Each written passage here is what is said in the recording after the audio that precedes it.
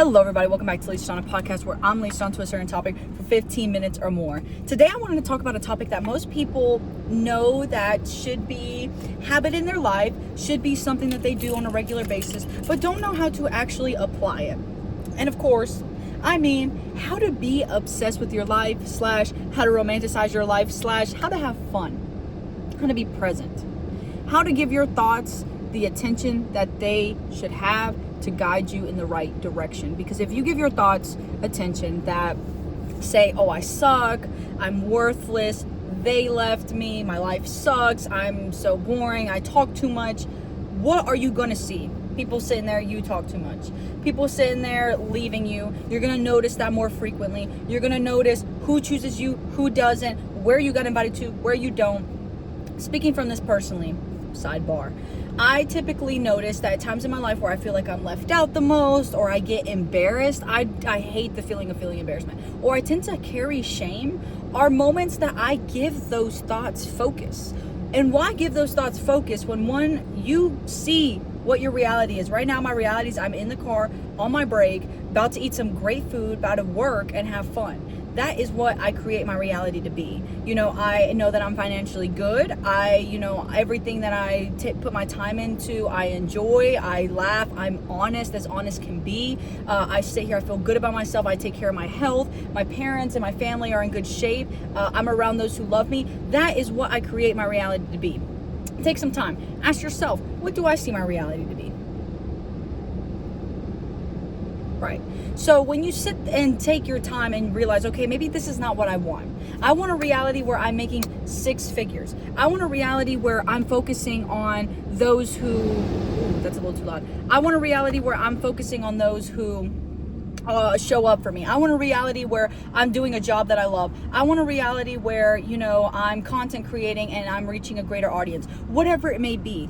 Don't let anybody tell you that it's not possible. I have spent time in my life around people who are logic focused, who are just logical, who sit there and they're just like logic rocks. They sit there and they rationalize everything. I'm not going to sit there and believe that of myself because it's not real. Those are people that you don't need to spend your time around because they're going to limit you. They're going to limit you. They're going to look at what you do and just see it not feasible because they don't believe that in themselves. And when that comes the case, it's just being around the right people, and those people wouldn't be right for what you want your reality, your timeline, what you want to come out to be.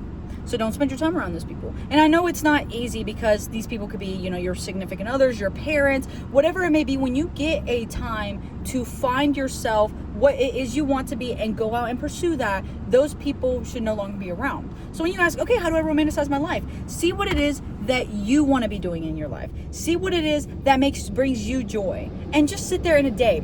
My favorite thing to do is I like to just take walks without my phone, without headphones, like just taking one without a time limit, without a watch, like don't even track it for fitness, like just go on a walk and note what I see. What I smell, is my heart racing because who's texting me, is my phone away? Noticing all these small things about myself and then just coming back and then going back my day as normal. Another fun thing I like to do is challenge myself into, giving things thought. Recently here, I've been loving movies. I have been watching movies and following like trilogies and following actors and directors and just kind of like honing in on the movie world. Movies are something people are always going to talk about. Have you seen that new movie? I'm going to the theater, I'm seeing this movie. Oh, this is what I thought about that movie. Oh, I just got done watching a movie with my parents. Like, movies are something that's always kind of in our society, but I've actually tried to hone in and focus on one director, one actor, and one kind of movie genre. Here recently, the director I've been really following is Christopher Nolan. I've already seen Dark Knight and Batman Begins, and he directed both of those, but I definitely want to go in and see, I don't know if he directed Batman Begins, but I know he did Dark Knight. I'm going in and wanting to watch like more of his movies to be able to be like, wow, like this is a pattern in this director. Because the way that Christopher Nolan directs movies is going to be different than like the director of Call Me By Your Name directs movies, obviously. And then an actor I've been honing in on recently is Anne Hathaway. I seen Devil Wears Prada. I seen the new Odyssey movie, which I'm obsessed with. So I'm honing in on her. And it's these small things that give your life a little bit of your life a little bit of whimsy and joy, or having something to look forward to. For example, if you get to focus in on an actor or a specific hobby, you get to look forward to it. You get to be able to engage in conversations that pertain to your hobby. Let's say you pick up crocheting. You'll be able to sit there and be like, hey, so-and-so's birthday's coming up. Let me make them a gift. Let me spend my time focusing on this hobby that is also going to make somebody else feel good, but also going to make me feel good because I'm accomplished of my craft. It's things like that when you can hone in and give a little value more to your life, you're able to be excited to wake up. You're able to focus on your accomplishments. One hobby that I talk about a lot that has shaped my confidence, my self-esteem, my physical skill is golf. And I know golf is a sport. I see it more as a hobby. It's something I do to pass time. I played a first round of 18 that I haven't played in a long time with my brother for his birthday. We went out and played in a local course that I played for school, and I didn't do so hot when I played school, so I was already familiar with one portion of the course. And when I went out and played, we played really fast. I didn't lose as many balls as I thought I was going to. I hit some really good shots. I was able to redo some putts. People weren't PMOing on the course, and it was actually just a really good time with my brother. We didn't speak much because it was hot as crap out, and I kind of had just woken up, so I didn't really have much to talk about, but it was just nice to go out there and spend that time. I have been able to talk about that experience with, well, not only my friends, my coworkers, but here. I'm able to spend my time here and be like, I got to do something like that with my brother. It's a hobby that I sat there and I would have never, ever thought that I would have actually sat through and enjoyed. So instead, it's just something that I'm able to build as my character, right? I sit here and I'm able to accomplish. I part a couple holes. I shot only over 13 over 18. That's not terrible. I shot like a 94. I broke 100, which for me is like, wow, like I've been playing for a really long time. Like most people at this level, like, I still play with people who don't break 100. So I'm pretty proud of myself for that. And it's small things that when you pick up these hobbies or you take these creative arts, I feel like when a lot of people say hobbies, it's got to be something physical, something you create. But you can also create writing, poems, read books, and then create thoughts about that. My favorite app that has romanticized my life is Substacks. And no, this is not sponsored, but Substacks is like a more creative Twitter. You can look at politics on there and you can look at the economy on there, but the biggest thing about Substacks is the essays. It is long form content that you have to read about 3 sentences before you can just like and scroll. There's rarely, like, some people post like a sentence or two. I know I'm the type to post a sentence or two, but it's nice to just go on there and see people's thoughts, and it makes me feel so less alone knowing that there's an application out there that is a lot of people who think alike, and they say about writing how they feel like they're the only ones who think so much, and it's like, no babe, I think a lot too. And when you get to romanticize your life, not only is it as simple as like, go on walks, headphoneless, and observe and ground yourself. Not only is it, try new hobbies. I think I talk about that very often, but the specific part is the self-talk. And this is something I've been learning here not in a couple weeks. For these past couple weeks, I've been learning just how to talk to yourself when things go south, when things go wrong, when you're upset. I was a little upset the other day, and I was driving. I was like, you know what? I'm going to give myself this car ride to play sad music, to cry. I'm probably going to send my friend a couple voice memos. So I've done all of my coping mechanisms, right? I'm crying. I'm physically letting it out. I'm ranting about it to somebody who, is going to let me talk about it in a safe space. And I'm listening to music that's like relating to me in my body, and I'm getting goosebumps. I'm sitting there driving. I'm like, goodness. So that experience, I gave it to myself, and then right after, I think the biggest thing that I love working about kids is how quickly they get over things. They're kids. I could be like, oh my gosh, like yesterday you took a fall, how are you feeling today? And they won't even remember that they fell. They won't. I admire how quickly kids get over things. For example, literally not that long ago, like 2 hours ago, it was like at 10, this little girl fell, like took a fall, and a couple minutes later, I put ice on it, and I'm like, how are you feeling? She's like, I'm ready to go play. I'm like, oh, do you want me to tell you? No, it's okay, I'm fine. She cried about it. We put ice on it, we took care of it, but her herself was ready to get up and keep going. Right now, obviously, bigger injuries like a breaking arm or a lost tooth, like they're gonna feel that for a couple days. But kids get over things so quickly. I noticed this in conflict resolution. I'm always, these two kids are bickering, they're touching each other, they're saying your mama, they're calling each other fat, they're calling each other big backs, whatever it may be. I'm having to deal with that. But they're still sitting and choosing each other for partners the next day, or going out there and playing with each other. There are kids that I've noticed that do not maybe click, but that's from years of just constant exposure. So I'm like, you know what, I'm not gonna force them to like each other if they've had so many bad experiences, right? But we're not gonna sit here and have bad sportsmanship to one another. No. If you beat each other, you clap, GG's, keep going, we switch up teams, then they might lose. They might be winners one day and then losers the next day. But whatever it may be, they're still getting up, they're still playing their hardest, they're giving it their all. I see these kids sliding, I see these kids like, going out, volleying stuff, kicking as hard as they can. I'm seeing these kids do it all. And I'm proud of that because I'm able to, be a safe space where they're not sitting there and be like, bro, this is lame, this is boring, and not give it their all. It's a place where they're giving it their all. But I also see so much reflection in this where I'm like, wow, like I could get over things. I could take a fall and get over it. I mean, you know, I hit my head, I got concussed, and I'm a little bit older now where injuries like that can actually mess with my body. But you know, I rubbed it. I was like, ooh, it hurts. Took some medicine, kept going. And I know that those are physical injuries, but in the way that you can apply physical injuries and kind of just like rubbing on it and getting over it, so can things that emotional things. I think one thing that I noticed, and also from reading on Substacks and an opinion of my own I've came to realize, is our society tends to enjoy harping on the bad. That's why there's so many people that are in toxic on and off relationships who won't let that person go after 3 years. They like to sit in that feeling of misery, and it takes one to know one, right?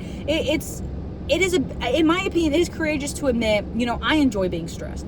I enjoy that on and off, that toxic on and off with someone. To be able to admit that you enjoy whatever it is that's causing your flaw is already step one. I always say that. Once you can label it, that's step one.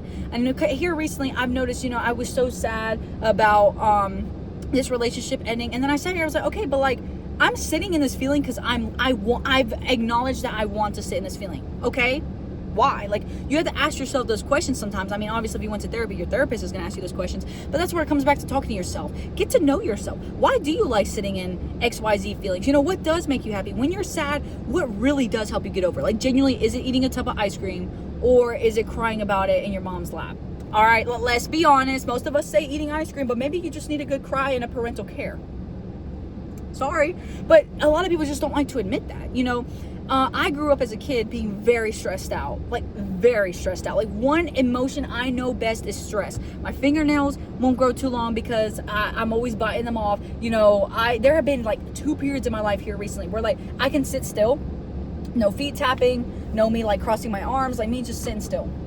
And I noticed that when I'm in moments like that, like genuinely I'm as zen can be. Like mentally I'm zen, physically I'm zen, but I know that of myself. But I also know that in an odd way, I enjoy being stressed. And you may ask, like, why? You know, and it's easy to probably judge me and be like, well, you know, why does Priscilla sitting up here, you know, romanticize your life? You enjoy being stressed. I'm sitting here being able to admit that once again, alone with myself, because that helps me realize, okay, when I'm stressed, I'm liking this. Why should I like it? Okay, I like it because XYZ reasons. It helps me operate better. I think more critically, whatever it may be. Okay, digest it and realize I don't have to sit in this feeling. You know, I may like being stressed, but I don't need to be stressed all the time. There's physical side effects that come with it. I may have an attitude to people that don't need to be having an attitude, and people don't need to have my underhand of me being stressed and then them seeing me be a jerk. It's not fair. So you rationally do get to think about it and then be like, okay, but you do that thought process within yourself. Because when you care about something, you give it attention. So why not give yourself that attention, right?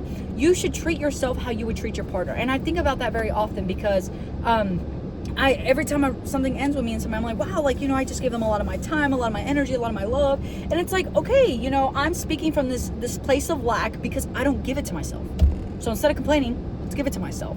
And not saying I'm a chronic complainer. I tend to complain a lot, but I'm still going to get shit done at the end of the day. I'm one of those people, you know, I'm going to complain, but I'm going to get stuff done. And that's something I know about myself. You know, how many people can sit there and talk about themselves in a confident way and be like, yeah, I know this of myself. Like I've stated before, you know, I had an interaction with my coworker about Dubai chocolate. She was like, yeah, I don't like Dubai chocolate. Like, you're not going to talk it into me. Like, dang, like, I was like, wow, she knows so much of herself that she's not even going to try it because she just knows she doesn't like the ingredients. Why try the whole product, you know? Water break. But besides, you know, looking at this in relationships, when you romanticize your life, you find the right jobs and the opportunities that you need to be in come at the most perfect time. For example, when I had split and things just didn't work out with me and somebody, I got an opportunity to go to a different state for the 4th of July. This is a story I'm talking about often because it's like the best weekend I've ever had in my life. And did some couple stressors come into that period of my life? Yeah, Mom, if you're watching this, just skip over this. But I did hit a fence when I was on vacation, and of course I was not staying in my house. I was staying in an Airbnb, and I had to pay for the damages, rightfully so. And that was a big thing that had stressed me. Like, as soon as it happened, I felt incredibly guilty, and you know, I felt like I couldn't even enjoy the rest of the day because this has happened. But thankfully, the person I was with, you know, we were like, all right, this was a 50-50. There was a 2-man job. We're going to split the cost. It was $1,000. We're both paying $500. And liability. I'm really proud of myself that I took that ownership because I could have sat there and just blamed that other person or sat there and argued with the Airbnb host and blame it on them. No. That was completely my wrongdoing. I took accountability, I apologized, and I paid the things. And then 3, it's like once I realized these things in my character, like in the moment, after it happened and I had this conversation with the person I was staying with, I was like, you know what? I'm not going to let this ruin my night because I'm upholding to my part. Why be stressed when I'm paying the money? Why be stressed when I've acknowledged that I'm wrong? Like I've ticked all the tick marks. Like if I didn't have the money, I should have sat there and just been like freaking out. If I didn't hold accountability, I should have sat there and freaked out because then I'm sitting here pointing fingers at everybody else when it's me. But no, I sat there and I did all the tick marks that you should do when something goes wrong. And I was like, you know what? I'm going to enjoy the rest of this day because, I only have limited amount of time. I could stress about this when I get home, and I didn't end up stressing about it a little bit later when I got home. But it all got worked out in the end. I was stressed about it in the moment, and like I've noted before, okay, I do like being stressed in that moment. I was able to send the message as quickly as I can. I was able to transfer the money over. I was able to handle it in the moment because I was so stressed, and then still give myself the rest of that day. And that's kind of like what I get from one, being able to acknowledge, okay, I am feeling stressed, but I don't want it to manage my whole day. How can I fix that? Okay, having those thought patterns, focus on that, and then turn around and also have those thought patterns and then be able to move forward and be like, okay, I'm still gonna have a fun time. I got invited out here. I'm gonna enjoy new people, meet new people. There's still people that in Virginia Beach that I still talk to, and shout out for those watching this podcast that I met on Virginia Beach. You guys are really cool people. So it's so diverse up there. When I was up there, I felt like almost I was from there. Like I met somebody new, and I didn't really know how to break the ice. So I was just like, oh, I feel like I've seen you before. Do you work at Starbucks? I went to Starbucks early that morning, and they were like, no, I actually work at a little mini golf place in the beach. And I was like, oh shoot, like my bad, like what's your name? And we were talking, I was like, yeah, I'm actually from North Carolina, I've never seen you before, but you just look really cool. And we were able to kick it off and things like that it's just like I had so much fun in Virginia Beach. Most people may look at a vision board and have vision boards of like traveling and talking to people and socializing, but you actually have to go out there and do. I remember when I went on the beach, my friend I was staying with, who I'm going to school with, she was like, you got to put yourself out there. She was like, Big Pete, you got to go talk. Like, I can't talk for you. And I was like, you know what? You're right. Like, I'm a little nervous, but it's a beach. What thing can we all have in common? Well, we love to swim. We love to tan. We're loving to get lit. Like, I mean, we all have something in common in here that I could talk about. So I was able to meet tons of new people and just have a great time. I laughed. I was able to have a good time. And it's just an opportunity that would have never came if I didn't let things go. If I sat here and kept wanting to control things or control outcomes or be around certain people or beg people to choose me, I wouldn't have been able to do that opportunity. And it's crazy how it's even the smallest opportunities that come your way when those things happen. And you may overlook opportunities, right? I could have said no to that. When my friend invited me out to go out there, I could have just been like, nah, man, like, I just don't want to drive up there. I just don't got the money. I could have sat there and been in the same mindset I was when I lost other things, right? But that opportunity would have just been like, meow. And that's what most people don't realize. When you lose something, opportunities are there. How many times after something bad happened, you got invited out somewhere, you got good food, you got something for free, somebody that you never expected showed up. Like, I always see on TikTok, like, oh, I miss, like, me and my ex just ended things, but like this random guy just added me on Tinder. Oh, this random guy came up to me in a coffee shop a couple days after. Like, these opportunities come, but you just don't see it as these grateful opportunities because you're stuck in the old, you're stuck in the hurt. And that's where I say most people enjoy being in that stuck, in that like I'm emotional and I want to feel all these emotions. And although that's great, it can't go on for long, because just as much as you lived before it, you're going to live after it. And I know it's a hard truth. I know it's a hard truth because that may have been your childhood best friend. That may have been a job that you put your all into. But whatever it may be, there are better things going forward. Another great example is my first boss, who taught me work etiquette, who I put my work ethic around, who I praise so highly, is now leaving. And that broke my heart. But it's good, like, she's still got another opportunity. She's got an opportunity to a completely different career field. And it's just so admirable to see, like, wow, she put her all into this job. And that's what made me love this job. What made me come back for 3 years in a row. What made me, get to know her outside of the work field, have her as one of my resources, as one of my, contacts for college, for scholarships, for jobs, for internships. She has been my go-to resource or reference. I keep saying reference. And now seeing that she's doing a completely different career field, that all of her papers she had written about were in the career field that she was currently residing in, that she had met me, and now she's doing a different thing. It's just like, wow. Like, it's so admirable to know that people out there don't see that there's opportunities until they leave something, or they realize, oh, you know what, this isn't worth my time. She could have stayed in a career that wasn't benefiting her, in a career that wasn't acknowledging her worth, who was giving her the same lousy pay. She could have stayed in it, but she didn't. She realized, you know what, it was very bittersweet. She sent a big old message to our group chat and was like, don't work in a workplace that doesn't value you. And she has always, like, always taught me, she came in the job the same time I did. She was excited about it. I don't know what happened in a couple gaps because I'm just a seasonal worker, but seeing her be true to herself and hold that to be true, I really hope she doesn't lose her spark in the next chapter that she goes into. But it is something that it's like, okay, I see my higher ups do it. Why shouldn't I? Why shouldn't I? If I see a workplace that isn't valuing me or respecting me, I'm gone. As many of you know, I was a barista for a little bit, and even though the barista was a local corporation, I still worked under a grocery store management, and that wasn't the hottest. I didn't appreciate that, and so I quit. As soon as school started, I quit. I put my 2 weeks in. I told my manager my last day was New Year's, and I haven't worked back. I haven't looked back since. Have there been times where I've reached out because I'm like, oh shoot, like low-key I could go back? Yeah, but then things work out in the end, and I'm sitting here realizing, I could sell clothes on Depop. I'm sitting here realizing I can go DoorDash, and I can start Uber Eats, Grubhub. Like, there's so many other opportunities that don't require me having to look back. And so, it's things like that most people feel like they have to be stuck, but you don't have to be stuck. There's so many other things you can do out there. There's so many other opportunities you can take, so many people there is to meet. Put yourself in a new city where you've never been before, at a restaurant that you've never eaten. Don't go to some Texas Roadhouse in the next city over if you know what Texas Roadhouse is like. Go somewhere new. Go by yourself with the mentality that says, I'm going somewhere new to benefit my life and make me excited for the next step. So try that. That's your little homework. Just go somewhere new that you've never been before. Take a friend, go with your parents, just drive yourself, go by yourself. What the heck? And realize that life is so much more than social media. Life is so much more than capitalistic nations. Life is so much more than war. Life is so much more than hate.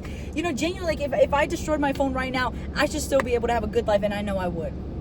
I know that of myself because I build a life that I'm excited to wake up for every day.